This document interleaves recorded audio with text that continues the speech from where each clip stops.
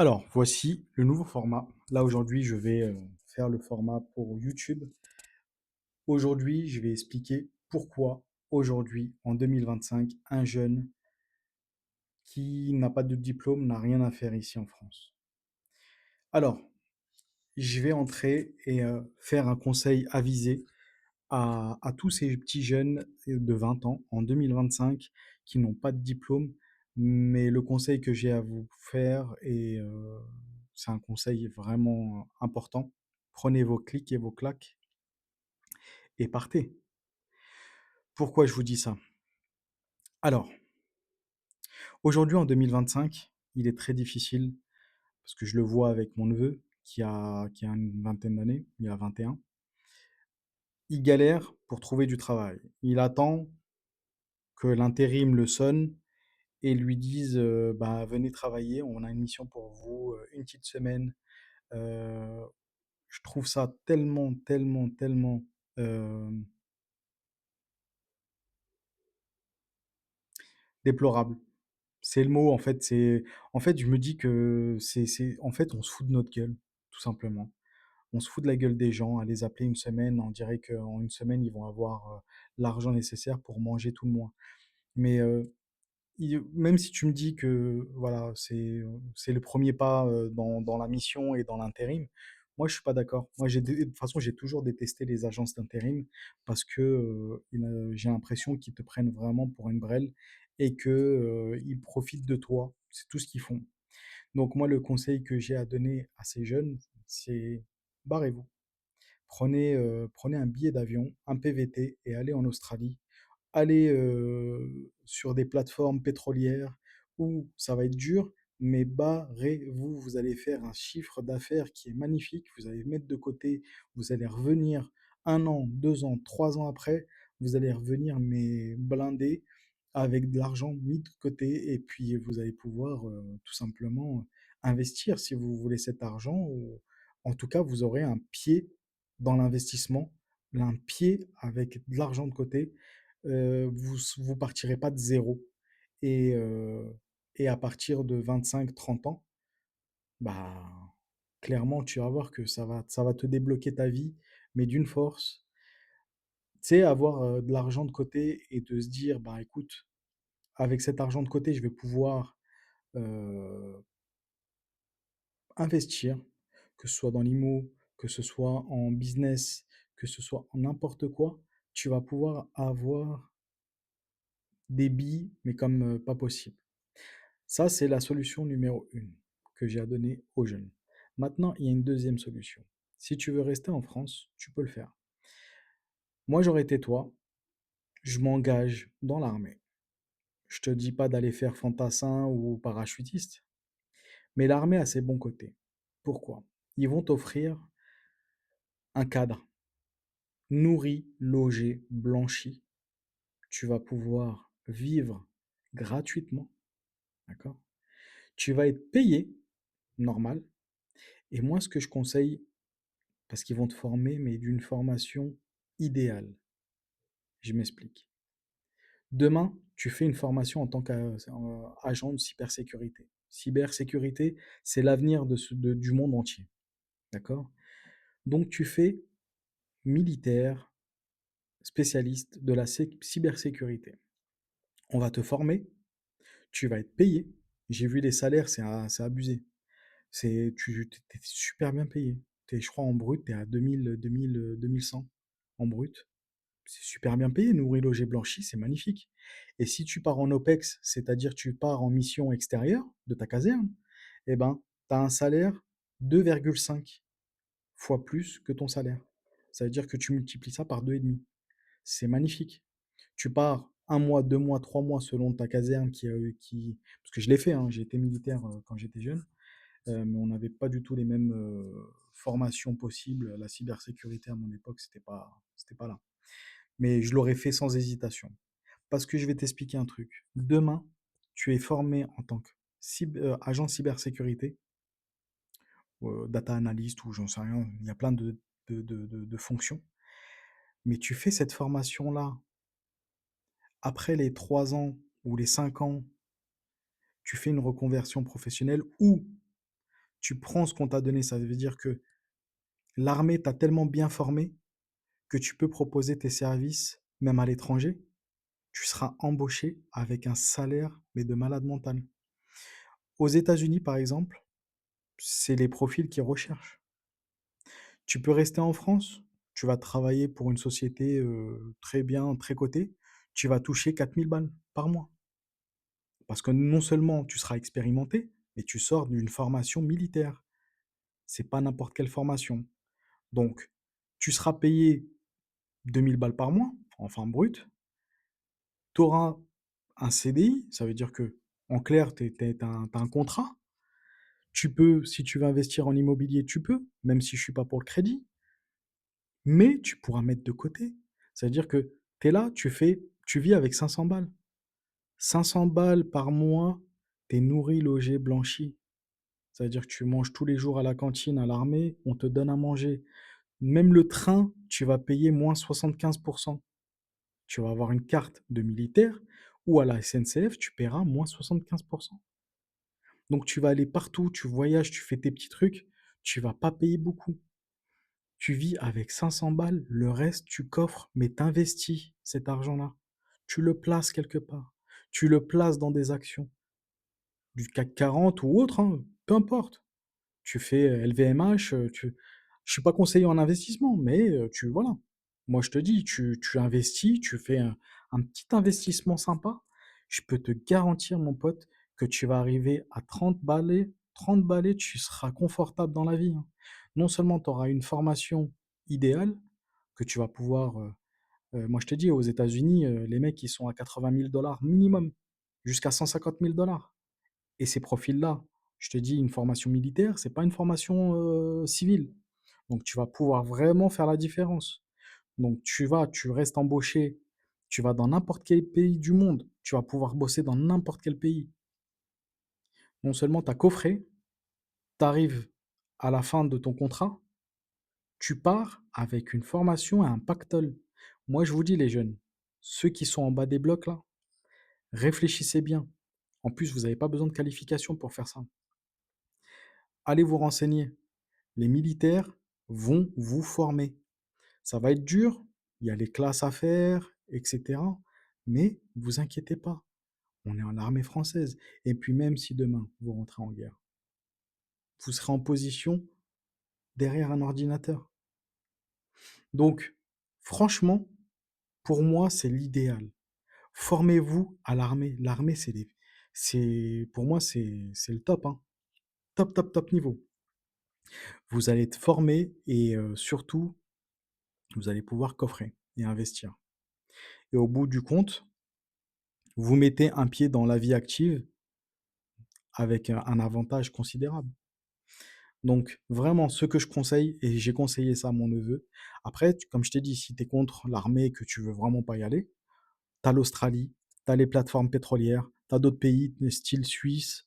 Mais bon, je te conseille, si tu vas en Suisse, d'avoir des qualifications. Tu vas pas partir pour faire Uber, même si apparemment ça marche mieux, Uber, en Suisse qu'en France.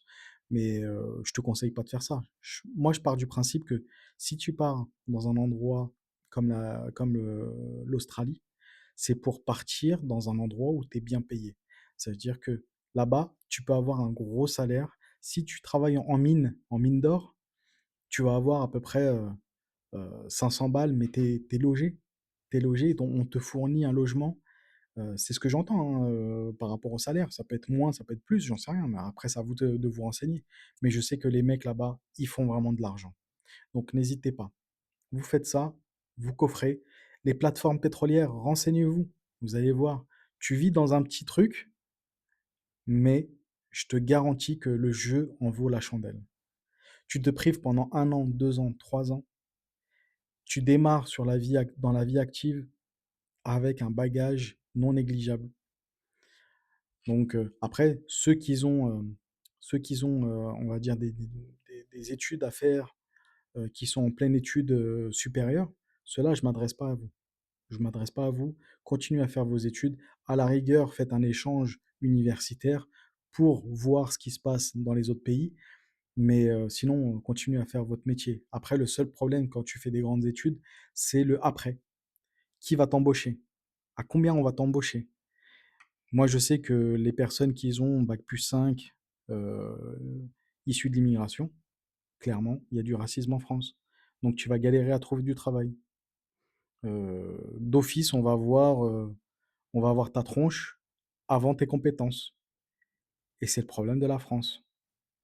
Ce que tu n'as pas quand tu fais l'armée, parce qu'on regarde pas la nationalité, tu nationalité française, bah, c'est OK, tu vois? Après au sein des escadrons, il peut y avoir du racisme. Donc c'est à toi de prendre sur toi et de se dire: «Bah, écoute, je m'en tape, je suis là pour 1 an, 2 ans, 3 ans, 5 ans max et je fais mon fric». Tu sais pourquoi tu es là et tu sais pourquoi tu veux être formé et après, ben, tu prends ce qu'on t'a donné et puis tu l'utilises à bon escient. Tu l'utilises pour toi et pour ton avenir, d'accord? Donc à tous ceux qui ont la vingtaine, la génération 2000 là, mais les gars, barrez-vous, barrez-vous. Surtout si tu as pas de diplôme ou tu es pas en études supérieures, barre-toi, vraiment. Donc c'est les conseils que j'ai à donner et ceux qui sont pas, on va dire, qui sont pas pour, bah, restez en bas du bloc, faites vos petits trucs, vous avancerez pas de toute façon. De toute façon, moi je dis que la France, pour moi, les années à venir qui arrivent en France, ça va être très, très compliqué. Ça va être très, très compliqué et ça va être très, très dur pour la jeunesse de se faire sa place. C'est l'ambiance qu'il y a, c'est l'atmosphère, c'est la façon comment les Français, pensent, c'est la façon comment on est considérés, nous, les gens issus de l'immigration. Heu, Tout ça fait que j'aime pas cette atmosphère. J'aime pas du tout cette atmosphère et je me dis qu'un jeune, pour moi, tu les entends, hein, il y en a aucun qui est motivé, qui se dit: «Ouais, la France», alors que ça pourrait tellement être le meilleur des pays. Tellement. On a tout sur place. On a des artisans, on a des gens qui veulent bosser, mais on vous taxe tellement on vous désespère de bosser. Donc il y en a qui ferment les sociétés. En fait, personnellement, un jeune, je me dis: «Mais comment il voit l'avenir ce jeune?» Comment tu peux voir l'avenir quand tu es jeune et que tu as 25 piges ou 20 ans et tu te dis dans ta tête: «Mais comment je vois l'avenir ici en France?» Moi, je te dis l'avenir, je le vois pas du tout, je le vois pas du tout. À moins qu'il y ait une politique qui change brutalement et qui mette en avant et qui réconcilie, les Français de souche, avec les Français issus de l'immigration, parce qu'on reste des Français. Franchement, s'il y a pas quelqu'un, un président, mais qui va faire la différence et qui va rassembler plutôt que diviser et qui va faire en sorte que tous ces trucs-là sur l'islam qu'on entend en longueur de journée, qui désespèrent la communauté et qui se dit, qui nous mettent, de jour en jour dedans, s'il y a pas ce changement-là, il y aura rien et puis surtout, baisse des taxes. Mais en fait, moi je réfléchis, je me dis: «Mais l'État, à quoi il gagnait à massacrer de taxes les gens qui travaillent?» De toute façon, tu vas consommer dans le pays. Tu vas payer des impôts. Tu vas payer la TVA, tu vas consommer en fait en France. Tu vas acheter des biens immobiliers, ça va faire des frais de mutation chez le notaire. En fait, si tu taxes pour taxer, laisse au moins la personne avoir le sentiment de bien gagner et de pouvoir se faire plaisir. T'inquiète pas que l'argent, il va retomber dans ta poche. Tu vois ce que je veux dire? Et je comprends pas la France qui matraque comme ça le peuple en taxes et de se dire derrière, ben, on va les laisser, pile poil de quoi vivre. Mais je vous dis sincèrement, les gens franchement, c'est l'atmosphère que dites-moi, hein, franchement dans les commentaires, mais moi je pense que tout le monde est ric-rac en ce moment. Tout le monde. J'entends pas une personne me dire, «Ah ça va, je suis bien». J'entends beaucoup, beaucoup, beaucoup, de gens dire, «Ah c'est compliqué, c'est dur. Ah il y a pas de taf. C'est compliqué. J'arrive pas à mettre de côté, la vie est chère. Ouais, tout a augmenté, tout a augmenté. Franchement, je pense que la qualité de vie a pris peut-être 20%. 20% plus cher qu'avant. Tu prends avant Covid et maintenant, c'est 5, mais c'est même 15, 20, 30%, j'en sais rien. Mais c'est énorme. De toute façon, tu prends les chiffres de l'inflation. Mais c'est un truc de fou. Donc, les jeunes, vraiment, si vous voulez partir, barrez-vous. Moi, c'est le seul conseil que je vous donne. Et après, vous aurez le choix. De changer de pays, si vous le désirez. Le choix de rester en France, mais d'avoir assez de bagages, soit pour devenir entrepreneur, ou soit de voir venir, ou soit d'acheter votre bien immobilier et être tranquille, de ne pas avoir la pression du logement, tu vois. Si par exemple en 5 ans, tu as réussi à mettre 100 000 ou 150 000 et t'achètes un F2, t'as pas besoin d'être en Île-de-France, hein. T'as des villes en France où avec très peu, t'achètes un appart, hein. Donc, moi, je me dis que quelqu'un comme ça, là, il se fait son argent de côté et puis il achète cash. Il achète cash. Mais t'as plus de problème. C'est-à-dire déjà, tu pars sans handicap. Tu es au haut du panier. Tu as mis de l'argent de côté, déjà, tu es assuré. Tu achètes ton bien immobilier et puis après, s'il te reste de l'argent pour investir, bah, c'est tout bénef. Tu vois. Mais surtout, surtout, restez pas comme ça, les gars. Restez pas en bas du bloc. Attendez pas que les intérims vous appellent parce que les intérims, pour moi, zéro pointé. Pour moi, tu fais ça à l'intérim, t'es la troisième, la quatrième roue du carrosse. T'es, t'es en fin de course, on t'appelle quand on te sonne, quand on a besoin de toi. Même si on te donne les congés payés, on te paye un petit peu plus, etc. Mais ça sert à rien. Donc voilà. Bon après, là, il y a ma lumière qui s'est éteinte. Ça veut dire que le live, enfin, que l'enregistrement est fini. Donc voilà, restez, abonnez-vous.